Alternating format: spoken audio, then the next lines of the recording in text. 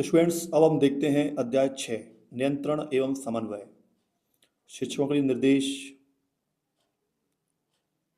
प्रस्तावना। ये टीचर्स के लिए हैं, ये उनको पढ़ना है स्टूडेंट्स, कोई बात नहीं है, आप भी पढ़ सकते हैं। उद्देश्य देखिए, इस अध्याय का उद्देश्य क्या है। स्मरणीय बिंदु आपको पढ़ना है बहुत ध्यान से। चलिए अब आगे बढ़ते हैं। ये टीचर्स के लिए शिक्षण बिंदु है। मेरे शिक्षक साथी जो भी देख रहे हैं इसको, आप इन्हें थोड़ा ध्यान से देख लीजिए। टीचर्स सभी को प्रणाम। जो भी शिक्षक गण हैं जो देख रहे हैं इसको, स्टूडेंट्स, बाकी जो स्टूडेंट्स देख रहे हैं वो देखिए, तंत्र के बारे में आपको पढ़ना है। मस्तिष्क, मस्तिष्क के बारे में, मस्तिष्क के कितने भाग होते हैं, अग्र मस्तिष्क, मध्य मस्तिष्क, पश्च मस्तिष्क। Cyton, dendrons, axon. Cyton, dendrons, axon. Students ये तंत्र का एक डायग्राम बना हुआ है। स्टूडेंट्स एक्सॉन, ये बहुत ही इंपॉर्टेंट डायग्राम है, इसको बना के देख लीजिएगा स्टूडेंट, ये आता है। प्रतिवर्ती चाप, प्रतिवर्ती चाप के बारे में इसको स्टडी कर लीजिए, इसकी पढ़ लीजिएगा इसके बारे में। ग्रंथियाँ 3 प्रकार की होती हैं, बाह्यस्रावी ग्रंथियाँ, मिश्रित ग्रंथियाँ, अंतःस्रावी ग्रंथियाँ। एक्सोक्रिन ग्लैंड, बाह्यस्रावी ग्रंथियों के बारे में पढ़ लीजिएगा। मिक्स्ड ग्लैंड्स, मिश्रित ग्रंथि। Endocrine glands, अंतःस्रावी ग्रंथियाँ। अंतःस्रावी तंत्र, अंतःस्रावी ग्रंथियाँ, पिट्यूटरी ग्लैंड, पीयूष ग्रंथि, थायराइड ग्रंथि, इनसे निकलने वाले हार्मोन्स। कॉर्टेक्स से मुख्य रूप से 3 प्रकार के हार्मोन स्रावित होते हैं। कौन कौन से हैं वो, उनको देख लीजिए। मिश्र ग्रंथि के बारे में पढ़ लीजिएगा।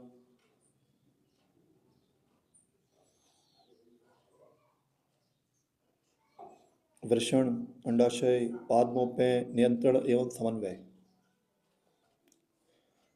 इनका अध्ययन भी कर लीजिएगा स्टूडेंट्स। पादमों में नियंत्रण व समन्वय, स्पर्श होने की सूचना।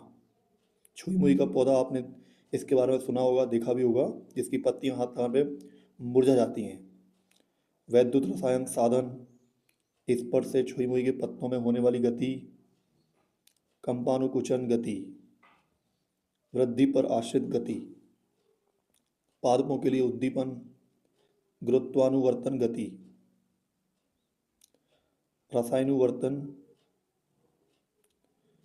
वृद्धि पर आश्रित गति। पादपों में नियंत्रण एवं समन्वय। पादप हार्मोन, वृद्धि सहायक हार्मोन, वृद्धि रोधक हार्मोन। पादप हार्मोन, ऑक्सिन, उपयोग एवं कार्य।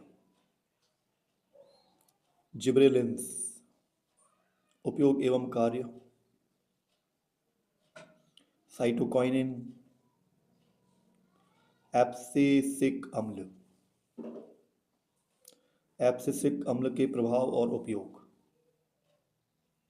एथिलीन, एथिलीन के प्रभाव और उपयोग।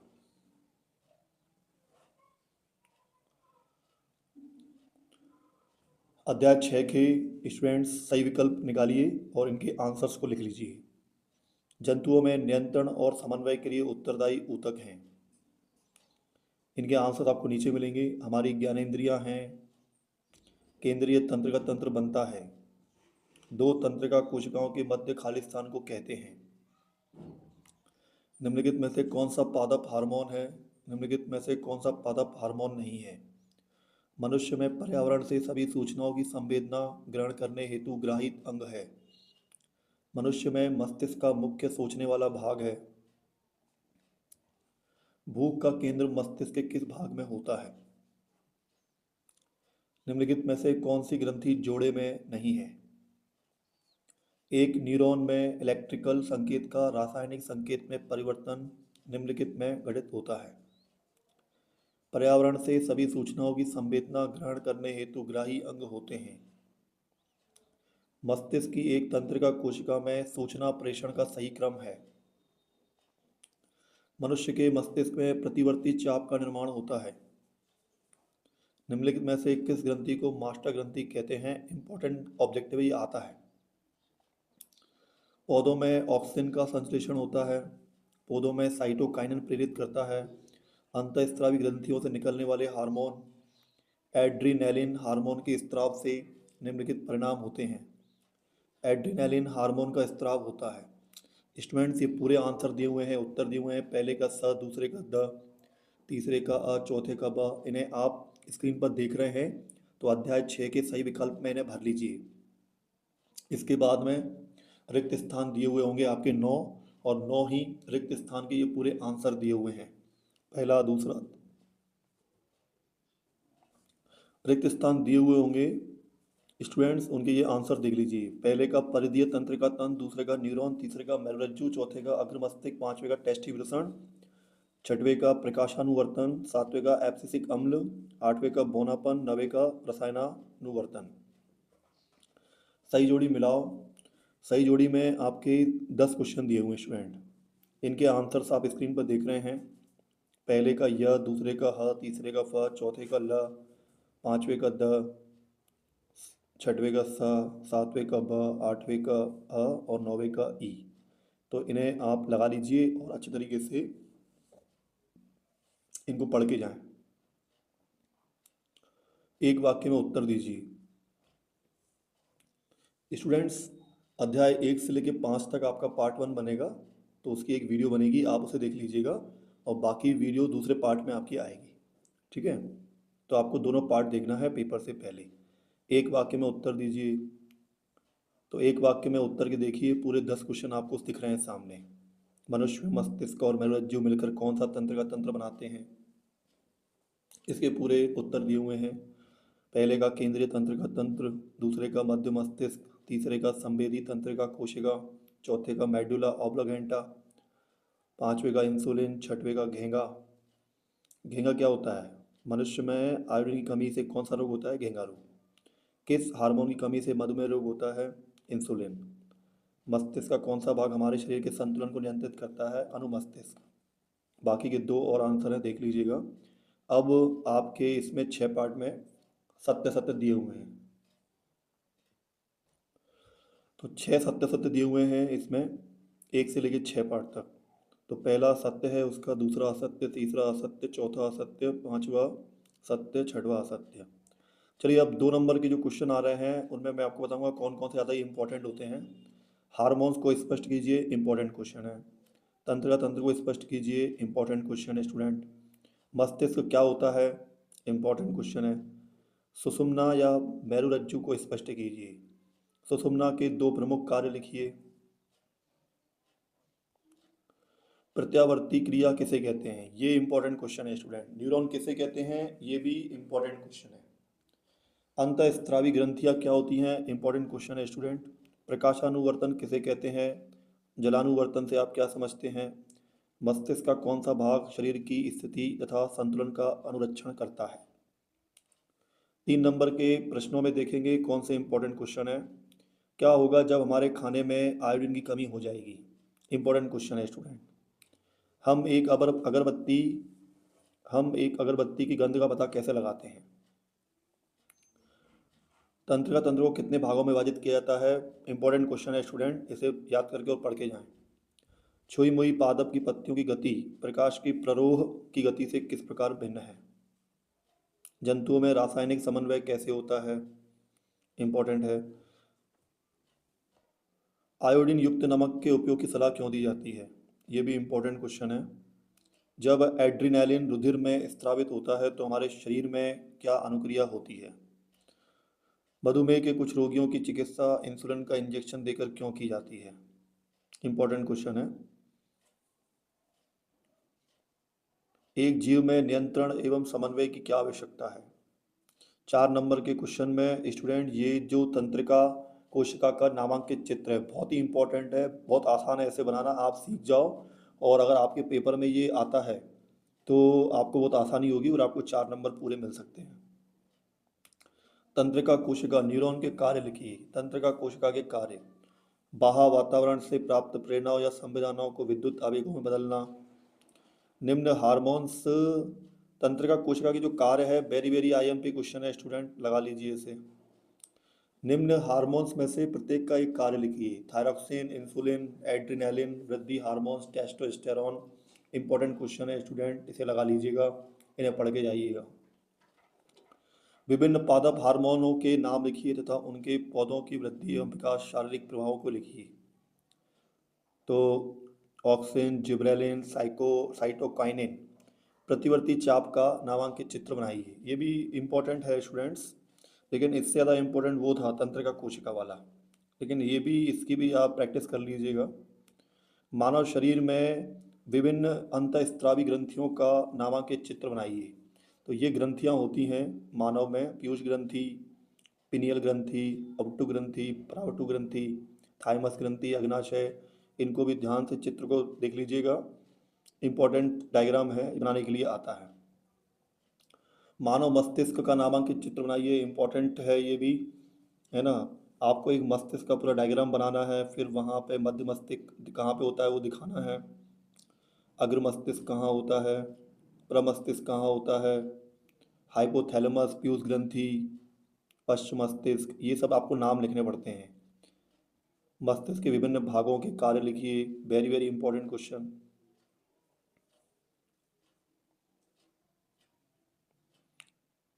अध्याय 7 आ गया स्टूडेंट, जीव जनन कैसे करते हैं। बायोलॉजी, जीव विज्ञान के ये लेसन चल रहे हैं आपके चैप्टर। शिक्षकों के लिए निर्देश, शिक्षक साथियों को पढ़ना है इस बारे में। प्रस्तावना, छात्रों के पूर्व ज्ञान के बारे में प्रश्नों के द्वारा चर्चा करना। प्रस्तावना, इसको पढ़ लीजिए। उद्देश्य, इसका उद्देश्य क्या है इस पाठ का। महत्वपूर्ण बिंदु, महत्वपूर्ण बिंदु को अच्छी तरीके से पढ़ लीजिए सभी स्टूडेंट्स।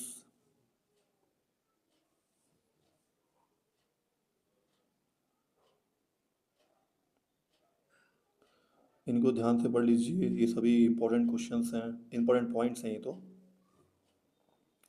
शिक्षण बिंदु: जनन, जनन के प्रकार, अलैंगिक जनन, लैंगिक जनन, विषय वस्तु, अलैंगिक जनन की विधियाँ। विखंडन, विखंडन, विखंडन के बारे में स्टडी कर लीजिए। मुकुलन, अगर ये सब डायग्राम आते हैं तो बहुत अच्छी बात है, आपको बनाने के नंबर भी मिलते हैं।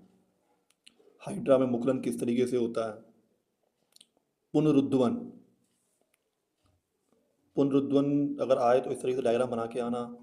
पौधों में कायिक जनन कैसे होता है ना, पत्तियों से कैसे दूसरी पत्तियां निकलती हैं। कायिक जनन के लाभ: बीजाणु समासंग, एकलिंगी, उभयलिंगी।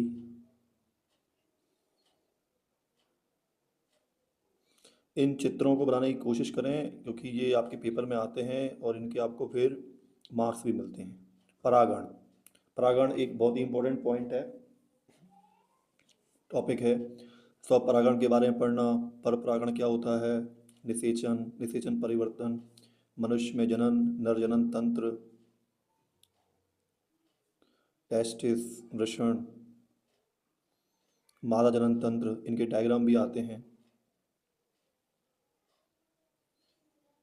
प्लेसेंटा, जनन स्वास्थ्य।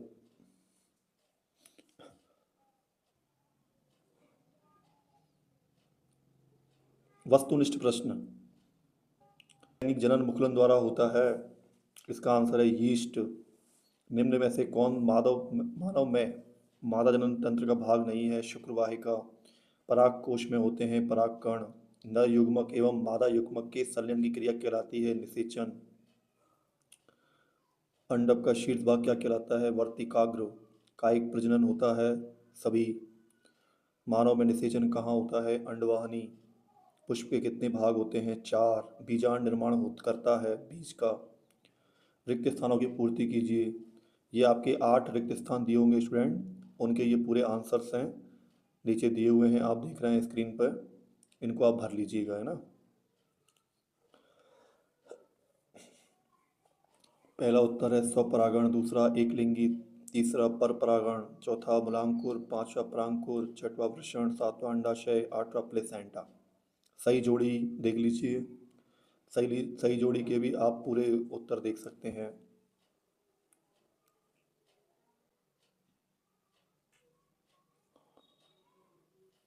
एक शब्द या वाक्य में उत्तर दिए हुए हैं आपके, ये पूरे क्वेश्चन दिए हुए हैं और ये 5 क्वेश्चन के आंसर जो हैं वो ये नीचे अंडरलाइन लगी हुई है, यही है। सजीवों में अपने ही समान आकृति रूप के नए जीवों को उत्पन्न करने की क्षमता जनन कहलाती है। लैंगिक प्रजनन से युग्मक का निर्माण होता है। पौधों में लंबाई की वृद्धि को ऑक्जेनोमीटर यंत्र की सहायता से मापा जाता है। वृषण का कार्य शुक्राणुओं को उत्पन्न करना है। मादा में अंडाशय की संख्या 2 होती है। मादा मनुष्य में यौनावस्था कब प्रारंभ होती है? प्रजनन किसे कहते हैं? अलैंगिक प्रजनन का एक उदाहरण दीजिए। इन सभी क्वेश्चंस को आप देख रहे हैं। ये इंपॉर्टेंट क्वेश्चन है, डीएनए का पूरा नाम क्या है? तो डीएनए का पूरा नाम डीऑक्सीराइबो न्यूक्लिक अम्ल होता है। हाइड्रा में प्रजनन किस विधि के द्वारा होता है? मुकुलन। अब 2 नंबर के हम इंपॉर्टेंट क्वेश्चन देखेंगे।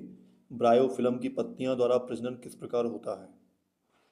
हाइड्रा में अलैंगिक की मुकुलन प्रक्रिया को 3 चरणों के सही क्रम में दर्शाने वाला आरेख खींचिए। इंपॉर्टेंट क्वेश्चन है स्टूडेंट ये।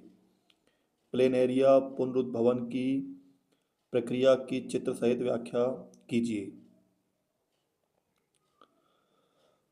कायिक प्रवर्धन क्या होता है? इंपॉर्टेंट है। द्विखंडन क्या है? इंपॉर्टेंट है। उस संरचना का नाम लिखिए जिसके द्वारा गर्भस्थ शिशु अपनी मां से जुड़ा रहता है। क्वेश्चन नंबर 7, मादा प्रजनन तंत्र में फैलोपियन नलिकाओं की भूमिका का वर्णन कीजिए। क्वेश्चन नंबर 3, डीएनए प्रतिकृति का प्रजनन में क्या महत्व है? या लैंगिक जनन में डीएनए की क्या भूमिका होती है? बहुत ही इंपॉर्टेंट क्वेश्चन है स्टूडेंट ये बहुत इंपॉर्टेंट क्वेश्चन है। परागण एवं निषेचन में 3 अंतर स्पष्ट कीजिए। इसको पढ़ के जाइएगा स्टूडेंट, याद कर लीजिएगा अच्छे तरीके से। क्वेश्चन नंबर 3 है, परागण क्या है? इंपॉर्टेंट क्वेश्चन है, इसको भी याद कर लें। 4th है, लैंगिक जनन किसे कहते हैं? इंपॉर्टेंट है। क्या जन्म में बनी 2 कोशिकाएं एक दूसरे के बिल्कुल ही समान होती हैं? इन क्वेश्चंस को भी देख लें स्टूडेंट्स। नंबर 7 है, अलैंगिक जनन की अपेक्षा लैंगिक जनन के क्या लाभ हैं? ऊतक संवर्धन तकनीक किसे कहते हैं? समझाइए। अब 4 नंबर के क्वेश्चन देखते हैं। गर्भ निरोधक युक्तियां अपनाने का क्या कारण हो सकते हैं? क्वेश्चन नंबर 2, कुछ पौधों को उगाने के लिए कायिक प्रवर्धन का उपयोग क्यों किया जाता है? नंबर 3, पुष्प की अनुदैर्ध्य काट का नामांकित चित्र बनाइए। ये इंपॉर्टेंट है, ये चित्र बनाने के लिए आता है स्टूडेंट, इसे आप बना लीजिएगा। निम्नलिखित के कार्य लिखिए। निम्नलिखित के कार्य लिखिए। इनके कार्यों को आप देख सकते हैं स्टूडेंट। अलैंगिक एवं लैंगिक जनन में 4 अंतर स्पष्ट कीजिए। बहुत ही इंपॉर्टेंट क्वेश्चन है, इसको कर लीजिएगा। स्वपरागण एवं परपरागण में कोई 4 अंतर लिखिए। वेरी वेरी इंपॉर्टेंट है स्टूडेंट, इसे भी करिएगा आप। इनको तो अच्छे तरीके से याद कर लीजिए फाइनल एग्जाम के लिए भी। इन चित्रों को भी देख लीजिएगा स्टूडेंट। वर्तिकाग्र पर परागकणों के अंकुरण का नामांकित चित्र बनाइए। अध्याय 8, आनुवांशिकता। अब अध्याय 8 स्टूडेंट, आनुवांशिकता। शिक्षकों के लिए निर्देश दिया हुआ है। शिक्षक साथी जो भी मेरी इस वीडियो को देख रहे हैं तो उनके लिए है ये। प्रस्तावना, उद्देश्य, शिक्षण बिंदु, अनुवांशिक लक्षण, अनुवांशिकता, अनुवांशिकी। अब आनुवांशिक विज्ञान, प्रभाविता का नियम, पृथक्करण का नियम, स्वतंत्र अपव्यूहान का नियम, संकर पूर्व संकरण, टेस्ट क्रॉस, एक संकर संकरण, द्विसंकर संकरण, मानव में लिंग निर्धारण। इस टॉपिक को पढ़ना स्टूडेंट्स इंपॉर्टेंट है ये बहुत, इससे क्वेश्चन बनते हैं। अब इस अध्याय के आप जल्दी से निकालिए, जो आपको बुक मिली है उसमें भर लीजिए। वस्तुनिष्ठ प्रश्न, अनुवांशिकता का जनक किसे कहा जाता है? ग्रेगर जॉन मेंडल को। नर में कौन सा गुणसूत्र लिंग निर्धारण के लिए उत्तरदायी है? X Y. निम्न में से कौन सा रोग आनुवांशिक है? डायबिटीज। मनुष्य की कोशिका में गुणसूत्र पाए जाते हैं 23 जोड़े। मेंडल ने किस पौधे पर प्रयोग किए? मटर। मटर के एक शुद्ध लंबे पौधे और शुद्ध बौने पौधे में संकरण कराया गया। F2 पीढ़ी में शुद्ध लंबे पौधे और बौने पौधे का अनुपात क्या होगा? 3:1। जो लक्षण पीढ़ी दर पीढ़ी संचरित होते हैं आनुवांशिक लक्षण कहलाते हैं। जीन एक आनुवांशिक इकाई है। आनुवांशिक पदार्थ का विनिमय अर्धसूत्री विभाजन या क्रॉसिंग ओवर के दौरान होता है। मेंडल ने आनुवांशिकता के नियमों का प्रतिपादन किया। सभी जीवों का शरीर कोशिकाओं का बना होता है। मानव में शिशु के लिंग का निर्धारण एक्स वाई या 23वें जोड़े द्वारा होता है। आनुवांशिकी का प्रतिपादन ग्रेगर जॉन मेंडल ने किया। मेंडल ने आनुवांशिकता के लक्षणों के वाहक को फैक्टर नाम दिया। जीन की खोज करने वाले वैज्ञानिक का नाम विल्हेम जॉनसन है। आनुवांशिकी के जनक का नाम ग्रेगर जॉन मेंडल है। सही जोड़ी देख लीजिए स्टूडेंट। मेंडल, इसका क्या आएगा? आनुवांशिकता। वॉटसन एवं क्रिक डीएनए। सटन, सटन का कौन सा है? तीसरे का बी, जीन की संरचना। नर में लिंग का निर्धारण चौथा वाला है, इसका है ई वाला गुणसूत्र। पांचवा जनक पौधों से उत्पन्न पीढ़ी, इसका आंसर है ए, उत्तरी पीढ़ी। अब हम स्टूडेंट देखेंगे सत्य सत्य। सत्य सत्य आप देख रहे हैं, 5 आपके दिए हुए हैं, पांचों के आपके आंसर दिए हुए हैं। पहले का सत्य, दूसरे का सत्य, तीसरे का सत्य, चौथे का सत्य, पांचवे का सत्य। आनुवांशिक लक्षण किन्हें कहते हैं? जीवधारियों में पीढ़ी दर पीढ़ी विभिन्न लक्षणों का संचरण आनुवांशिकता कहलाता है तथा ये लक्षण आनुवांशिक लक्षण कहलाते हैं। आनुवांशिकी से आप क्या समझते हैं? इंपॉर्टेंट क्वेश्चन है स्टूडेंट बहुत ही। विभिन्नताएं क्या होती हैं? प्रभावी लक्षण किन्हें कहते हैं? अप्रभावी लक्षण किन्हें कहते हैं? इंपॉर्टेंट है, पढ़ लीजिएगा इनको। एक संकर क्रॉस क्या होता है? द्विसंकर क्रॉस क्या होता है? इंपॉर्टेंट है। अब हम देखेंगे 3 अंक वाले प्रश्न। 3 अंक के प्रश्न है, एक एकल जीव द्वारा उपार्जित लक्षण सामान्यतः अगली पीढ़ी में वंशानुगत नहीं होते हैं, क्यों? इंपॉर्टेंट है। बाघों की संख्या में कमी आनुवांशिकता के दृष्टिकोण से चिंता का विषय क्यों है? किस प्रकार की जनन की विभिन्नताएं अधिक स्थायी होती हैं और क्यों? गुणसूत्र क्या होते हैं? इसके कार्य लिखिए। वेरी वेरी इंपॉर्टेंट क्वेश्चन है स्टूडेंट, इसे याद कर लीजिएगा। मेंडल के नियमों के महत्व लिखिए, ये भी इंपॉर्टेंट है। मेंडल के प्रभावितों के नियमों को स्पष्ट कीजिए। मेंडल के पृथक्करण का नियम लिखिए। 4 अंक के प्रश्न देखेंगे स्टूडेंट हम। जीन के प्रमुख 4 कार्य लिखिए, उसके उत्तर हैं ये, इनको पढ़ लीजिएगा। जिनके पास में विद्यार्थी वाली मॉड्यूल नहीं है तो कोई चिंता की बात नहीं है, इसमें पूरे क्वेश्चन भी आ रहे हैं आपके, उसके आंसर देखते जाइए साथ में, इनको ही पढ़ लीजिए आप। मनुष्य में बच्चे का लिंग निर्धारण कैसे होता है? इंपॉर्टेंट क्वेश्चन है बहुत। लिंग निर्धारण में वाई गुणसूत्र की भूमिका को स्पष्ट कीजिए, इंपॉर्टेंट क्वेश्चन है। संतति में नर एवं मादा जनकों द्वारा आनुवांशिक योगदान में बराबर की भागीदारी किस प्रकार सुनिश्चित की जाती है? मेंडल द्वारा प्रयोग के लिए मटर के पौधे का चुनाव क्यों किया गया? ये इंपॉर्टेंट क्वेश्चन है बहुत। मेंडल द्वारा प्रयोग के लिए मटर के पौधे का चुनाव क्यों किया गया? बहुत ही इंपॉर्टेंट क्वेश्चन है स्टूडेंट ये। मेरी एक बात सुनिएगा स्टूडेंट्स, साइंस की जो वीडियो बन रही है ये पार्ट 1 और पार्ट 2 में बनेगी, ये आपको बहुत काम आने वाली है। आप इनको 2 भागों में देख सकते हैं, ठीक है। एक बात और, अभी आपके अर्धवार्षिक पेपर जो हैं कल से स्टार्ट हो रहे हैं और ये वीडियो बन रही है। आपके जो जो चैप्टर आ रहे हैं तो आप उन पर ही ध्यान दें, जो अध्याय आपके नहीं आ रहे हैं वो आप बाद में पढ़ लीजिएगा। लेकिन इस पूरी वीडियो में मैं पूरे चैप्टर्स पे आप पे बात कर रहा हूँ, ये मेरा उद्देश्य है ताकि आपको ये आखिरी तक काम आ जाए, ताकि आप जब चाहें इस वीडियो को देखकर पूरे क्वेश्चन आंसर्स को लिख पाएँ और याद कर पाएँ। अब दिख रहे हैं अध्याय 9, प्रकाश का परावर्तन व अपवर्तन। अब आपकी भौतिकी, भौतिक रसायन, फिजिक्स स्टार्ट हो गई है स्टूडेंट। फिजिक्स के चैप्टर सब स्टार्ट हो गए स्टूडेंट्स आपके। शिक्षकों के लिए निर्देश, प्रस्तावना, उद्देश्य। ये बहुत ही इंपॉर्टेंट टॉपिक है स्टूडेंट्स, वास्तविक प्रतिबिंब और आभासी प्रतिबिंब। इसका क्वेश्चन आता है, इसके आप 4 अंतर याद कर लीजिएगा। प्रकाश का परावर्तन, ये डायग्राम बनाने के लिए आते हैं। अभिलंब, परावर्तन के नियम, बहुत ही इंपॉर्टेंट है स्टूडेंट्स, इनके बारे में पढ़ना।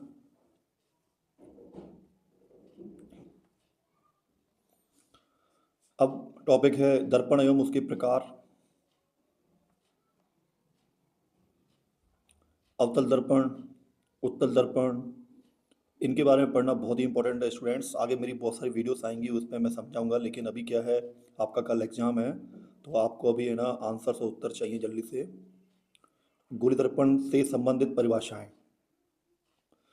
गोली दर्पण के बारे में, ध्रुव क्या होता है, वक्रता केंद्र कहाँ पे होता है, वक्रता त्रिज्या, द्वारक, मुख्य फोकस, मुख्य अक्ष। अवतल दर्पण में मुख्य फोकस, उत्तल दर्पण में मुख्य फोकस, फोकस दूरी। दर्पण द्वारा प्रतिबिंब निर्माण के नियम, ये नियम भी होते हैं। इन नियमों को अच्छे तरीके से आपको आना चाहिए स्टूडेंट्स, आपके टीचर्स ने आपकी क्लास में अच्छे समझाए भी होंगे। दर्पण से प्रतिबिंब निर्माण किस तरीके से होता है, दर्पण सूत्र क्या होता है, देखिए 1/f = 1/v + 1/u। कभी कभी ऑब्जेक्टिव में पूछा जाता है। प्रकाश का अपवर्तन, प्रकाश का अपवर्तन भी देख लीजिए स्टूडेंट। अपवर्तन के नियम, अपवर्तन का कारण, अपवर्तन का कारण, अपवर्तनांक, निरपेक्ष अपवर्तनांक, सापेक्ष अपवर्तनांक, इनके बारे में पूछा जाता है स्टूडेंट्स, इनके क्वेश्चंस आते हैं। कांच के आयताकार स्लैब से अपवर्तन, ये सब है ना प्रैक्टिकल भी होते हैं, आपने किया भी होगा। दर्पण, लेंस, गोली दर्पण के प्रकार, गोलीय लेंस के प्रकार, इन टॉपिक्स को पढ़ लीजिएगा, बहुत इंपॉर्टेंट हैं।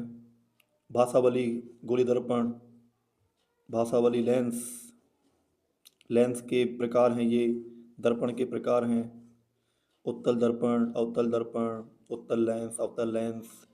जितना अच्छे तरीके से आप 9th क्लास और 10th क्लास में पढ़ते हैं, उतना ही आपको ये क्लास 11th और 12th में ज़्यादा डिटेल से इसके बारे में स्टडी करनी पड़ती है। ध्रुव, वक्रता केंद्र, प्रकाशिक केंद्र, वक्रता केंद्र, वक्रता त्रिज्या।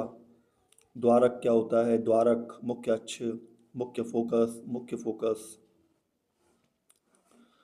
अवतल दर्पण में मुख्य फोकस, उत्तल दर्पण में मुख्य फोकस, उत्तल लेंस में मुख्य फोकस, अवतल लेंस में मुख्य फोकस, फोकस दूरी। इस टेबल को अच्छे तरीके से स्टूडेंट, अगर आपने पूरा चैप्टर पढ़ लिया है तो इस टेबल को अच्छे तरीके से बहुत ध्यान से इसको याद कर लीजिएगा कि वस्तु की स्थिति कहाँ कहाँ पे बनती है और प्रतिबिंब की स्थिति कहाँ बनती है ना।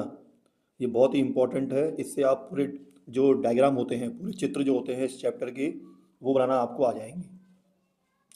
उत्तल दर्पण से प्रतिबिंब निर्माण की स्थिति, ये टेबल, ये चार्ट आपको अच्छे तरीके से आना चाहिए। अनंत पर रखते हैं तो क्या होता है, स्थिति क्या होती है, अनंत व ध्रुव के बीच में रखते हैं तो स्थिति क्या होती है। वस्तु की स्थिति, प्रतिबिंब की स्थिति, सापेक्षिक आकार, प्रकृति, सांकेतिक रेखा चित्र। उत्तल लेंस द्वारा प्रतिबिंब निर्माण की विभिन्न स्थितियाँ। अब स्टूडेंट्स, आप इस उत्तल लेंस द्वारा प्रतिबिंब निर्माण की विभिन्न स्थितियों पर भी थोड़ा सा गौर कर लीजिए, इस टेबल को अच्छे तरीके से देख लीजिए, क्योंकि ये लेसन जब हम चैप्टर पूरा पढ़ते हैं ना, तो हमको काफ़ी अच्छे तरीके से समझ में आना चाहिए, ठीक है।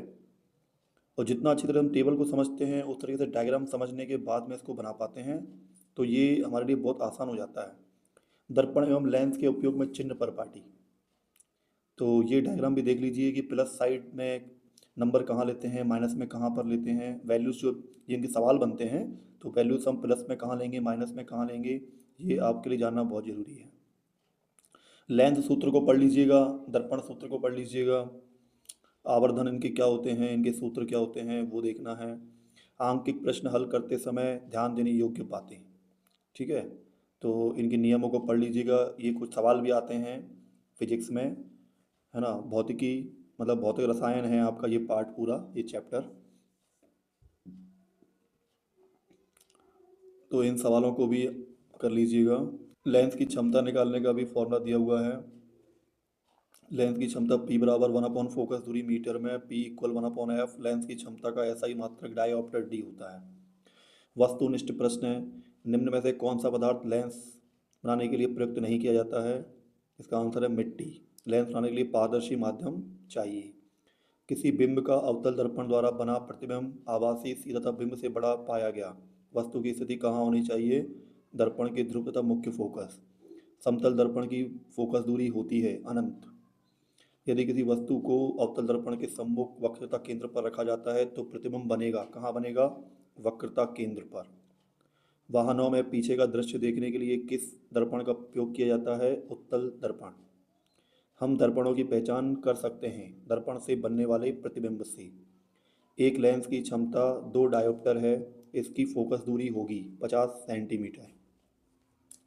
आवर्धन के मान में ऋणात्मक चिन्ह क्या दर्शाता है? प्रतिबिंब वास्तविक है। किसी दर्पण में चाहे कितनी ही दूरी पर खड़े हों, आपका प्रतिबिंब सदैव सीधा प्रतीत होता है। संभवतः दर्पण कौन सा होगा? समतल या उत्तल। अब ये रिक्त स्थान है। गोली दर्पण की फोकस दूरी उसकी वक्रता त्रिज्या की आधी होती है। जब कोई प्रकाश किरण सिगन माध्यम से विरल माध्यम में प्रवेश करती है तो यह अविलंब से दूर हो जाती है। अवतल दर्पण में प्रतिबिंब वस्तु से छोटा परंतु उल्टा बनता है। वाहनों के पीछे के दृश्य को देखने के लिए दर्पण का आवर्धन 1 से कम होता है। अवतल लेंस सदैव छोटा, आभासी तथा सीधा प्रतिबिंब बनाता है। प्रकाश का किसी सतह से टकराकर उसी माध्यम में लौटना परावर्तन कहलाता है। आपतन कोण का मान सदैव परावर्तन कोण के मान के बराबर होता है। अपवर्तनांक दो माध्यमों में प्रकाश की चाल का अनुपात है। वस्तुओं को हम प्रकाश की उपस्थिति में देख सकते हैं। एक शब्द या वाक्य में उत्तर। रेखीय आवर्धन किसे कहते हैं? दर्पण सूत्र लिखिए। वेरी वेरी इंपॉर्टेंट क्वेश्चन है, इसको पढ़ के जाइएगा, याद कर लीजिएगा। उस दर्पण का नाम बताइए जो बिंब का सीधा तथा आवर्धित बड़ा प्रतिबिंब बना सके। सही जोड़ियां है ना। उसके पहले क्या था? एक आपतित किरण समतल दर्पण पर 30 डिग्री का आपतन कोण बनाती है तो परावर्तन कोण का मान क्या होगा? 30 डिग्री। देखो, जो आपतित किरण बनाएगी ना कोण, वही परावर्तित कोण, मतलब सेम आंसर होता है। ध्यान रखिएगा, 1 नंबर ऐसे मिल जाएगा आपको। सही जोड़ी। डायोप्टर वाले का आंसर क्या है? बी वाला, लेंस की क्षमता। उत्तल लेंस बीच में मोटा तथा किनारों पर पतला। तीसरे का आंसर जो है डी वाला, अवतल लेंस की क्षमता ऋणात्मक। चौथा है समतल दर्पण, और समतल दर्पण का आंसर कौन सा है? चौथे का सी, चेहरा देखने के लिए। एक सरल रेखीय पथ। पांचवे का आंसर क्या है? एफ, प्रकाश किरण। परावर्तक पृष्ठ गोलीय। छठवें का आंसर क्या है? ई, गोली दर्पण। अतिलघु उत्तरीय प्रश्न। गोली दर्पण किसे कहते हैं? गोली दर्पण के प्रकार बताइए। वेरी वेरी इंपॉर्टेंट क्वेश्चन है स्टूडेंट। वाहनों में पीछे का दृश्य देखने के लिए किस दर्पण का उपयोग किया जाता है? उत्तल दर्पण। ये भी इंपॉर्टेंट क्वेश्चन है। हीरे का अपवर्तनांक 2.42 है। इस कथन से क्या तात्पर्य है? ये भी इंपॉर्टेंट क्वेश्चन है स्टूडेंट। लेंस की क्षमता से आप क्या समझते हैं? Very very important question. वास्तविक प्रतिबिंब और आभासी प्रतिबिंब में अंतर लिखिए। इंपॉर्टेंट क्वेश्चन है स्टूडेंट। एक गोली दर्पण की वक्रता त्रिज्या 20 सेंटीमीटर है, इसकी फोकस दूरी क्या होगी? Important question. एक समतल दर्पण द्वारा उत्पन्न आवर्धन +1 है, इसका क्या अर्थ है? ये भी इंपॉर्टेंट है। प्रकाश के परावर्तन से आप क्या समझते हैं? वेरी वेरी इंपॉर्टेंट क्वेश्चन है स्टूडेंट ये, इसे तो याद करके ही जाइएगा। स्नेल का नियम लिखिए। निम्नलिखित की परिभाषा लिखिए। ध्रुव, लेंस का मुख्य अक्ष, प्रकाशिक केंद्र, वक्रता केंद्र। 2 मीटर फोकस दूरी वाले किसी अवतल लेंस की क्षमता ज्ञात कीजिए। इंपॉर्टेंट है, ये आता है। ये सवालों को आप कर लीजिएगा, और अगर आपको फॉर्मूले याद अच्छे से हो जाते हैं तो ये आसान है आपके लिए निकालना। उस लेंस की फोकस दूरी ज्ञात कीजिए जिसकी क्षमता -2.0 डायप्टर है। यह किस प्रकार का लेंस है? कोई डॉक्टर +1.5D क्षमता का संशोधक लेंस निर्धारित करता है। लेंस की फोकस दूरी ज्ञात कीजिए। तो लेंस की फोकस दूरी ज्ञात करने के लिए फटाफट से क्या करते हैं, इसका फॉर्मूला याद कर लो और भाग दे के अपन आंसर निकाल सकते हैं। बस थोड़ा सा ध्यान देना पड़ता है स्टूडेंट्स। अब आपके सामने है अध्याय 10। तो अध्याय 10 मानव नेत्र तथा रंग बिरंगा संसार। नेत्र बहुत इंपॉर्टेंट है, इसके बारे में पढ़ना। शिक्षकों के लिए निर्देश, प्रस्तावना, उद्देश्य, शिक्षण बिंदु, मानव नेत्र की संरचना। इसको बहुत ध्यान से पढ़िएगा इस टॉपिक को स्टूडेंट। मानव नेत्र की संरचना, ठीक है। नेत्र का डायग्राम आता है बनाने के लिए स्टूडेंट्स, इसको बहुत अच्छे तरीके से बनाएं आप, कई बार प्रैक्टिस करें। स्पष्ट दृष्टि, समंजन क्षमता, कई सारे पॉइंट आपकी बुक में दिए हुए हैं, उनको अच्छे तरीके से पढ़ लीजिए। और इस चैप्टर के सही विकल्प रिक्त स्थान हम देखते हैं अभी। ये बहुत इंपॉर्टेंट पॉइंट है। निकट दृष्टि दोष क्या होता है, दूरदृष्टि दोष, जरा दूरदृष्टिता, प्रिज्म, प्रिज्म से प्रकाश का अपवर्तन, इंपॉर्टेंट है ये। प्रकाश का विचलन, इसे भी ध्यान से देखें, ये भी इम्पोर्टेंट है और ये प्रैक्टिकल करवाया जाता है क्लासेस में, तो आपने किया होगा तो अच्छी बात है ये। विचलन कोण, वर्ण विक्षेपण, वर्ण विक्षेपण, इससे रिलेटेड क्वेश्चन भी आता है स्टूडेंट काफ़ी।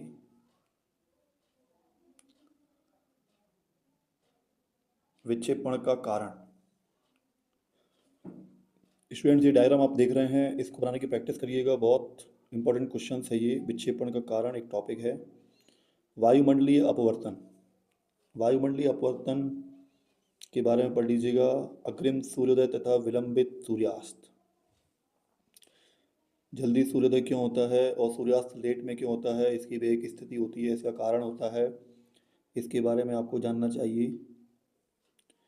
प्रकीर्णन तथा टिंडल प्रभाव, टिंडल प्रभाव एक बहुत ही इंपॉर्टेंट टॉपिक है, इससे क्वेश्चन आते हैं बहुत। अब इस अध्याय के जल्दी से आप 10वां अध्याय है, इसके आप देख लीजिए सही विकल्प। इंद्रधनुष बनने का कारण है वर्ण विक्षेपण, प्रकाश के विक्षेपण से प्राप्त 7 रंगों के समूह को कहते हैं स्पेक्ट्रम, आकाश के नीले रंग का कारण है प्रकाश का प्रकीर्णन, प्रिज्म के 2 फलकों के बीच का कोण कहलाता है प्रिज्म कोण, वर्ण विक्षेपण होता है प्रिज्म से। रिक्त स्थान दिए होंगे आपके 6, उनके आंसर्स देख लीजिए। रिक्त स्थान के आंसर नहीं दिए हुए हैं इसमें ना, चलिए हम बाद में देख लेंगे इनको। श्वेत प्रकाश के लिए प्रिज्म द्वारा खालिस्तान रंग की प्रकाश किरण का विचलन सर्वाधिक होता है। इनके आंसर्स को मैं दूसरी वीडियो में आपको बता दूंगा। मानव नेत्र में प्रकाश एक पतली झिल्ली से होकर प्रवेश करता है जिसे खालिस्तान कहते हैं। सही जोड़ी देख लीजिए, इन पर मैं एक छोटी सी वीडियो बनाऊंगा, अपना देख लीजिएगा आप, ठीक है। सही जोड़ी में ये जो पॉइंट आ रहे हैं आपके, लघुत्तरीय प्रश्न, किसी अंतर्यात्री को आकाश नीले की अपेक्षा काला क्यों दिखाई देता है, इंपॉर्टेंट क्वेश्चन है। तारे क्यों टिमटिमाते हैं, बहुत ही important question, very very important. Prism द्वारा श्वेत प्रकाश के वर्ण विक्षेपण के चित्र को पूर्ण कीजिए, बहुत ही इंपॉर्टेंट क्वेश्चन है स्टूडेंट ये। प्रिज्म द्वारा श्वेत प्रकाश के वर्ण विक्षेपण के चित्र को पूर्ण कीजिए, इसमें रंगों का एक क्रम होता है स्टूडेंट, है ना। तो लाल, नारंगी, पीला, हरा, आसमानी, नीला, बैगनी, इनको आप विबज्योर के माध्यम से भी हम लोग पढ़ते हैं, नीचे से ऊपर तक विबज्योर, वॉयलेट, इंडिगो, इस तरीके से। वर्ण विक्षेपण किसे कहते हैं, इंपॉर्टेंट क्वेश्चन है स्टूडेंट बहुत। टिंडल प्रभाव उत्पन्न करने में प्रकीर्णन की भूमिका बताइए, इंपॉर्टेंट है। दूरदृष्टि दोष, वेरी वेरी इंपॉर्टेंट क्वेश्चन है स्टूडेंट, इसको तो फाइनल एग्जाम के लिए तैयार करना ही चाहिए। और मतलब कोई सा भी आपका एग्जाम हो, है ना, अगर आपका ये चैप्टर हो गया है तो हाफ ईयरली एग्जाम में और फाइनल एग्जाम में तो क्वेश्चन पूछा ही आता है ये। निकट दृष्टि दोष क्या है, वेरी वेरी इंपॉर्टेंट क्वेश्चन है, इनकी क्या स्थितियाँ होती हैं इनको भी देख लीजिए। दृष्टि दोष क्या है, इसका कारण एवं निवारण, हाइपर मायोपिया बोलते हैं इसे, ठीक है। अब जिन बच्चों को चश्मे लगे हुए हैं, अब वो अपने आप को ये देखिए उन्हें कौन सा दोष है, इन क्वेश्चन को अच्छे तरीके से पढ़ के। जरा दूरदृष्टिता क्या है, इस दोष के क्या कारण है, इसे कैसे दूर किया जाता है, इसे भी पढ़ लीजिए स्टूडेंट।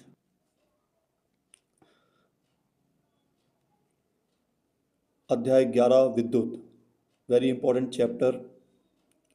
शिक्षकों के लिए निर्देश, शिक्षक साथी ये सब आपके लिए हैं। प्रस्तावना, उद्देश्य, शिक्षण बिंदु। विद्युत धारा का ये सूत्र आप लोग याद कर लें, विद्युत धारा I बराबर आवेश Q बटे समय T, विद्युत धारा का मात्रक एम्पियर होता है। 1 ampere equal 1 coulomb upon 1 second. Ampere, ampere के बारे में पढ़ लें। विद्युत परिपथ, ये टॉपिक जो ऊपर दिए हुए हैं ना, ये बहुत ही इंपॉर्टेंट टॉपिक है स्टूडेंट। अगर आप एक साइंस के स्टूडेंट रहेंगे आगे चल के तो बार बार इनके बारे में आपसे पूछा जाएगा। फिजिक्स के बारे में पूछा जाएगा आपसे, मतलब आगे चल के अगर आप सब्जेक्ट लेते हैं फिजिक्स, भौतिक रसायन, तो आपका इनसे कई बार पाला पड़ने वाला है। तो आप इनको अच्छे तरीके से समझें और दिमाग में एकदम से फिट कर लें। विभवांतर, वोल्ट, विभवांतर का फॉर्मूला देखिए क्या था। किया गया कार्य W बटे आवेश Q और ऐसा ही मात्रक वोल्ट होता है। वोल्ट का फॉर्मूला क्या होता है, 1 जूल बटे 1 कूलाम। और इस चैप्टर में ये सब प्रतीक होते हैं। विद्युत सेल का प्रतीक ऐसे बनाते हैं, बैटरी अथवा सेलों का संयोजन का ऐसे बनाते हैं, प्लग कुंजी अथवा स्विच का ऐसे बनता है, प्लग कुंजी अथवा स्विच का इस तरीके से, तार संधि, बिना संधि के तार क्रॉसिंग, विद्युत बल्ब, प्रतिरोधक, परिवर्ती प्रतिरोधक अथवा धारा नियंत्रक, एमीटर, वोल्टमीटर। अमीटर क्या होता है, धारा मापने का यंत्र होता है। ये बहुत ही इंपॉर्टेंट टॉपिक है। ओम का नियम, इससे क्वेश्चन बनते हैं और आते हैं।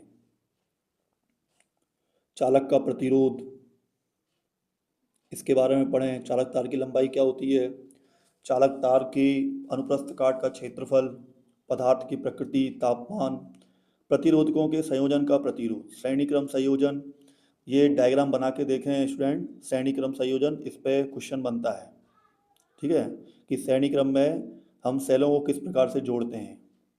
अब पार्श्व समांतर क्रम संयोजन, अब समांतर क्रम संयोजन में हम किस तरीके से तारों को जोड़ते हैं, है ना, कैसे प्रतिरोध को लगाते हैं, सेलों को किस प्रकार से रखते हैं।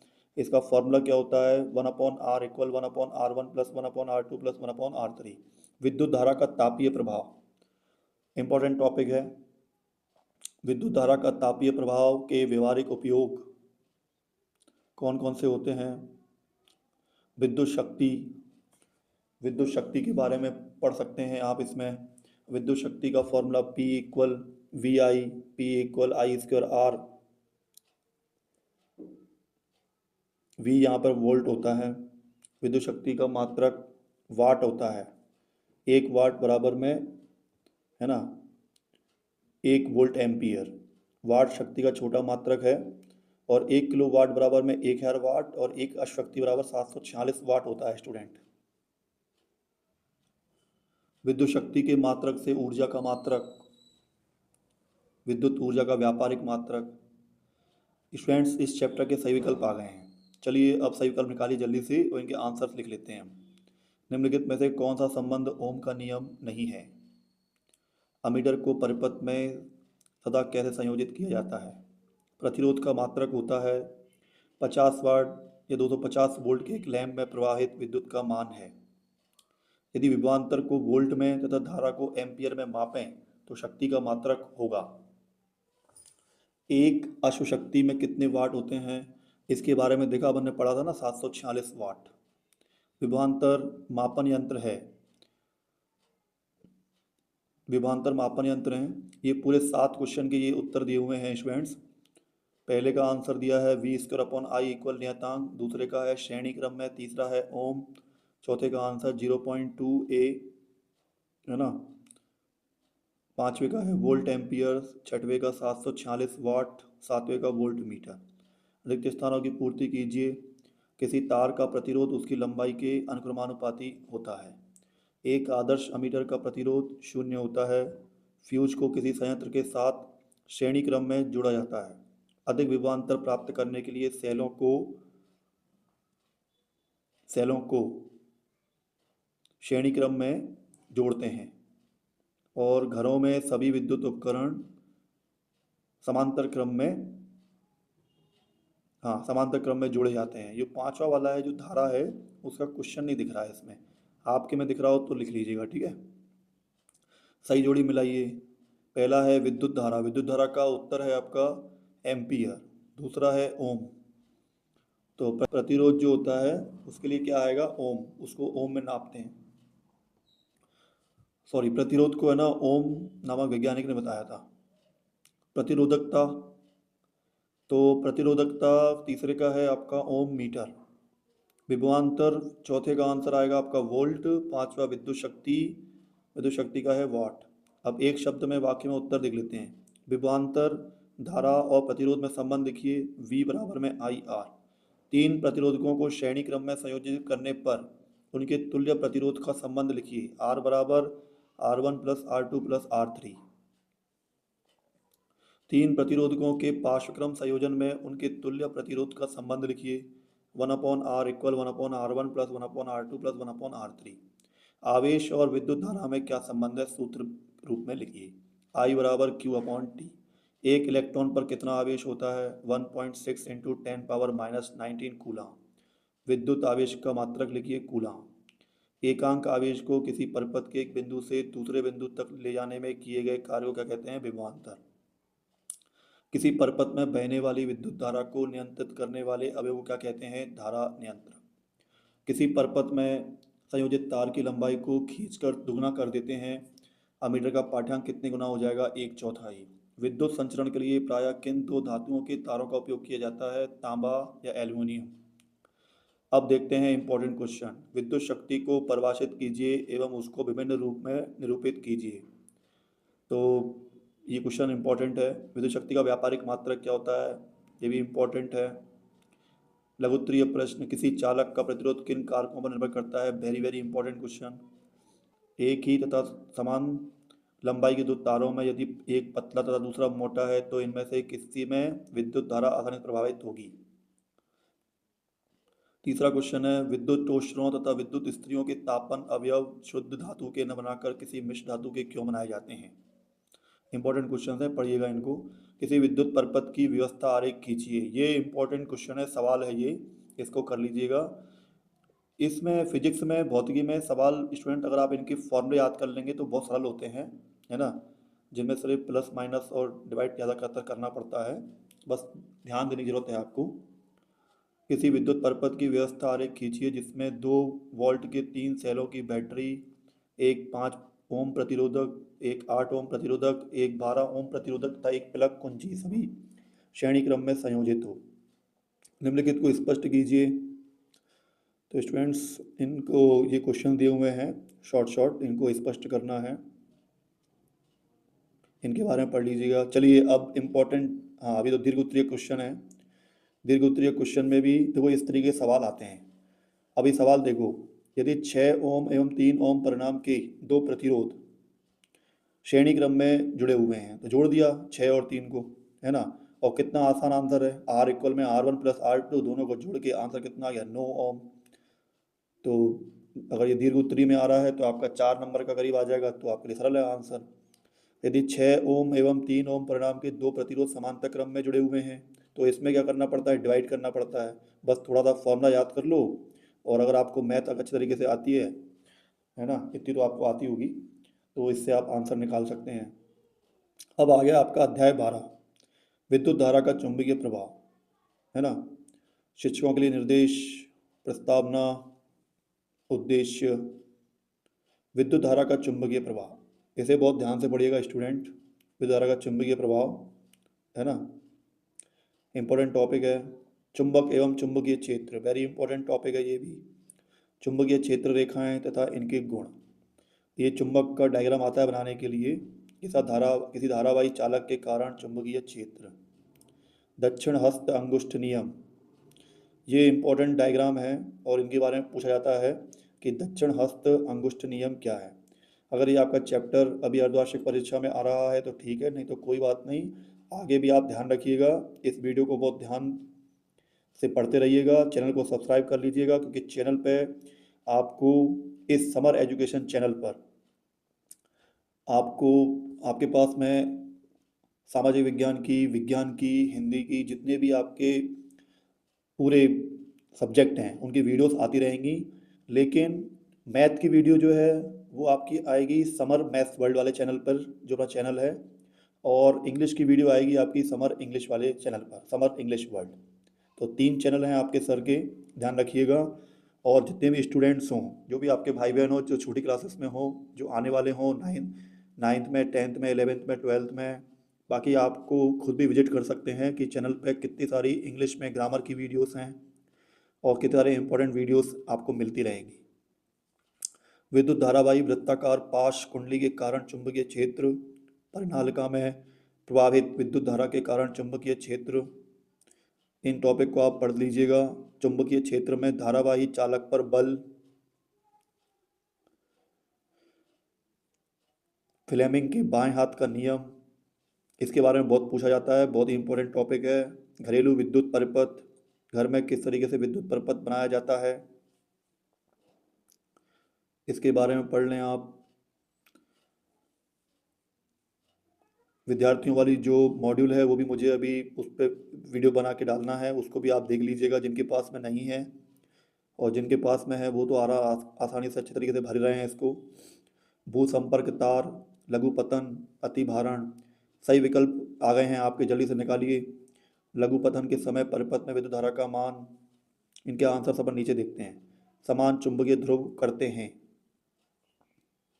चुंबकीय क्षेत्र रेखाएं होती हैं, स्थायी चुंबक बनाए जाते हैं, पश्चिम की ओर प्रक्षेपित कोई धनावेशित कण किसी चुंबकीय क्षेत्र द्वारा उत्तर की ओर विक्षेपित हो जाता है, चुंबकीय क्षेत्र की दिशा क्या होगी। लघु पतन एवं अतिभारण से होने वाली हानि से उपकरणों को बचाने के लिए युक्ति है। किसी विद्युत धारावाही सीधी लंबी परिनालिका के भीतर चुंबकीय क्षेत्र धारा के चुंबकीय प्रभाव की खोज किसने की थी। चुंबक के अंदर क्षेत्र रेखाएं जाती हैं, चुंबकीय क्षेत्र की उपस्थिति का पता लगाने वाली युक्ति है। घरेलू विद्युत परिपथ में सभी उपकरण संयोजित होते हैं। स्टूडेंट्स, इनके आंसर्स जो हैं नहीं इसमें, है ना, मैं आपको बाद में दूसरी वीडियो में देता हूँ। अभी जिसमें जितना है वो तो आप कर लीजिए। रिक्त स्थानों की पूर्ति के आंसर आपको मिल रहे हैं, पूरे 7 आंसर हैं इसमें, तो ये आप रिक्त स्थान देख रहे हैं, तो रिक्त स्थान के आंसर देख लीजिए। धारावाही चालक पर चुंबकीय क्षेत्र में लगने वाले बल की दिशा फ्लेमिंग के बाएं हाथ के नियम द्वारा ज्ञात की जाती है। घरेलू विद्युत परिपथों में अतिभारण से बचने के लिए परिपथ के तारों के साथ उपयुक्त फ्यूज लगाना चाहिए। जब धारावाही चालक चुंबकीय क्षेत्र के लंबवत होता है तो उस पर आरोपित बल सर्वाधिक होता है। पृथ्वी के चुंबकीय क्षेत्र में खींची गई क्षेत्र रेखाएं परस्पर समांतर होती हैं। हमारे घरों में उपयोग की जाने वाली प्रत्यावर्ती धारा की आवृत्ति प्रतिच्छेद हर्ट्ज होती है। विद्युत धारावाही तार के चारों ओर चुंबकीय क्षेत्र रेखाएं 50 हर्ट्ज के रूप में होती हैं। अति लघु उत्तरीय प्रश्न, किसी क्षण चुंबक के आसपास चुंबकीय क्षेत्र रेखाएं खींचिए। इंपॉर्टेंट क्वेश्चन है। चुंबकीय क्षेत्र रेखाओं के कोई 2 गुण लिखिए। वेरी वेरी इंपॉर्टेंट क्वेश्चन है स्टूडेंट ये। 2 चुंबकीय क्षेत्र रेखाएं परस्पर प्रतिच्छेद क्यों नहीं करती। इंपॉर्टेंट क्वेश्चन है। फ्लेमिंग के बाएं हाथ का नियम, वेरी वेरी इंपॉर्टेंट क्वेश्चन है स्टूडेंट ये, इसको पढ़ के जाइएगा, ये इसके आने की संभावना होती है। विद्युत परिपथों में सामान्यतः उपयोग होने वाले 2 सुरक्षा उपायों के नाम लिखिए। अर्थिंग तार तथा फ्यूज। 2 किलोवाट शक्ति अनुमातांक का एक विद्युत तंदूर किसी घरेलू परिपथ 220 वोल्ट में प्रचलित किया जाता है, जिसका विद्युत धारा अनुपातांक 5A है। इस संयोजन के परिणाम की व्याख्या कीजिए। चुंबकीय क्षेत्र उत्पन्न करने के 2 तरीके बताइए। इंपॉर्टेंट है। लघु पतन से बचने का उपाय लिखिए। भू संपर्क तार का क्या कार्य है। इंपॉर्टेंट है। पृथ्वी का विभव कितना होता है, 0 होता है, ये तो यही याद कर लो अभी के अभी। अध्याय 13 हमारा पर्यावरण। शिक्षकों के लिए निर्देश, शिक्षकों को पढ़ना है इसे। प्रस्तावना, उद्देश्य, स्मरणीय बिंदु ध्यान से पढ़ें। स्मरणीय बिंदु पर जरूर नजर मारिएगा स्टूडेंट्स। स्मरणीय बिंदु जब हम पूरा पाठ पढ़ लेते हैं तो इससे हमारा रिवीजन हो जाता है। आहार श्रृंखला, जीवाणु और कवक, वर्षा के पानी को एकत्रित करना। शिक्षण बिंदु, पारितंत्र। पारितंत्र के बारे में पढ़ना है इस टॉपिक को। पारितंत्र मुख्यतः 2 प्रकार के होते हैं, प्राकृतिक पारितंत्र, मानव निर्मित पारितंत्र। उपभोक्ता, आहार श्रृंखला, है ना। आहार श्रृंखला को देखिए स्टूडेंट्स, प्रकृति में आहार श्रृंखला कैसे होती है। हिरन क्या करता है, पेड़ पौधों को खाता है। हिरन को कौन खा जाता है, शेर। यहाँ पे देखो नीचे कीड़े मकोड़े क्या है, मतलब कुछ घास वगैरह खाते हैं, फिर उनको मेढक खा जाता है, मेढक को सांप खा जाता है, सांप को फिर चील खा जाता है। मतलब हर किसी के लिए कोई ना कोई बनाया है खाने के लिए, है ना। इस तरीके से आहार श्रृंखला चलती है। पोषी स्तर 10% नियम, है ना। इसको अच्छे तरीके से देख लें। ओजोन परत, ओजोन परत बहुत ही इंपॉर्टेंट टॉपिक है, इसके बारे में पढ़ लिया करें आप। कचरा प्रबंधन की विधियाँ, जैव मात्र संयंत्र, सीवेज उपचार तंत्र, कूड़ा भराव क्षेत्र, कंपोस्टिंग, पुनः चक्रण, पुनः उपयोग। वस्तुनिष्ठ प्रश्न आ गए, चलिए जल्दी से निकालिए, इनके आंसर भी दिए हुए हैं इसी में ही। निम्नलिखित में से कौन से समूहों में केवल जैव निम्नीकरणीय पदार्थ हैं? फलों के छिलके, केक एवं नींबू में। निम्नलिखित में से कौन आहार श्रृंखला का निर्माण करते हैं? घास, बकरी तथा मानव। फिर निम्नलिखित में से कौन पर्यावरण मित्र व्यवहार कहलाते हैं? उपरोक्त सभी। किसी पारितंत्र के घटक हैं? उपरोक्त सभी। ठीक है। हरे पादप किस पोषी स्तर में आते हैं? प्रथम। सबसे बड़ा पारितंत्र है महासागर। एक पारितंत्र में मानव है सर्वाहारी, क्योंकि मानव क्या है, सब खा जाता है ना। मतलब हर कोई मानव नहीं खाते हैं, लेकिन मानव मांसाहारी भी होते हैं, शाकाहारी भी होते हैं, है ना। ऊर्जा का पिरामिड होता है सदैव सीधा। रिक्त स्थान की पूर्ति, ओजोन परत को हानि पहुंचाने वाला रसायन CFC क्लोरोफ्लोरोकार्बन है। पारितंत्र में ऊर्जा का प्रवाह एक ही दिशा में होता है। विश्व पर्यावरण दिवस 5 जून को मनाया जाता है, वेरी इंपॉर्टेंट रिक्त स्थान है ये। विभिन्न जैविक स्तरों पर भाग लेने वाले जीवों की एक श्रृंखला, जिसमें एक जीव दूसरे जीव को अपना आहार बनाता है, आहार श्रृंखला कहलाती है। जीवाणु और कवक जैसे सूक्ष्म जीव अपघटक कहलाते हैं। वर्षा के पानी को एकत्रित करना व उपयोग में लाना वर्षा जल संग्रहण कहलाता है। हरे पौधे खालिस्तान कहलाते हैं उत्पादक। एक पोषी स्तर से दूसरे पोषी स्तर के लिए ऊर्जा का स्थानांतरण 10% होता है। सही जोड़ी के आंसर देख लीजिए। 80 डेसिबल, तो इसका आंसर आएगा कौन सा? ई वाला, ध्वनि प्रदूषण। सर्प, दूसरे का सी मांसाहारी होता है। तीसरा SO2 एवं SO3, इससे क्या होता है? अम्ल वर्षा होती है। गाय, गाय कैसी है? चौथे पे ए शाकाहारी होती है, ये बिल्कुल मांस नहीं खाती। चील या गिद्ध, पांचवे का F सर्वोच्च मांसाहारी, इसको सिर्फ मांस ही मांस चाहिए। एरोसॉल, छठवें का आंसर है D CFCS। सातवां है प्रदूषक, इसका आएगा प्रदूषण। और आठवां है कुत्ता, कुत्ता जीव है सर्वाहारी, ये मांस भी खा जाता है और सब्जियां और रोटियां भी खा जाता है ना। एक शब्द या वाक्य में उत्तर। संपूर्ण विश्व में मनुष्य के क्रियाकलापों से वातावरण का तापमान बढ़ने की घटना क्या कहलाती है? Global warming. खाद्य जाल किसे कहते हैं? अनेक खाद्य श्रृंखलाएं परस्पर मिलकर जटिल खाद्य जाल का निर्माण करती हैं। पौधे अपना भोजन किस प्रक्रिया द्वारा बनाते हैं? प्रकाश संश्लेषण। इंपॉर्टेंट है ये वाला, एक शब्द वाला। जो पदार्थ सूक्ष्म जीवों द्वारा अपघटित नहीं होते हैं क्या कहलाते हैं? अजैव निम्नीकरण। अपशिष्ट किन्हें कहते हैं? उपयोग के उपरांत त्यागा गया पदार्थ जो वातावरण को प्रदूषित करता है उसे अपशिष्ट कहलाता है। पोषण के आधार पर उपभोक्ताओं को कितने वर्गों में बांटा गया है? इन्हें बांटा गया है 3, शाकाहारी, मांसाहारी, सर्वाहारी। ओजोन परत में क्षेत्र सबसे पहले कहाँ देखा गया था? अंटार्कटिका में 1985। 2 अंक वाले कौन से क्वेश्चन इंपॉर्टेंट है वो सुन लीजिए। ग्लोबल वार्मिंग के कोई 2 कारण लिखिए, वेरी वेरी इंपॉर्टेंट क्वेश्चन है स्टूडेंट।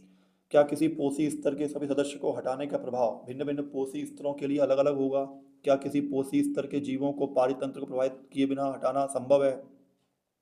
ग्रीन हाउस प्रभाव को समझाइए, very very important question student, इसे तो आप तैयार कर लीजिए और याद कर लीजिए इसको, इसके आने की संभावना बहुत होती है इस चैप्टर में से। पारितंत्र में अपघटकों की भूमिका क्या है? लिखिए। पारितंत्र में कितने प्रकार के घटक होते हैं? नाम लिखिए, है ना। ये भी इंपॉर्टेंट है, इनको भी पढ़ना चाहिए।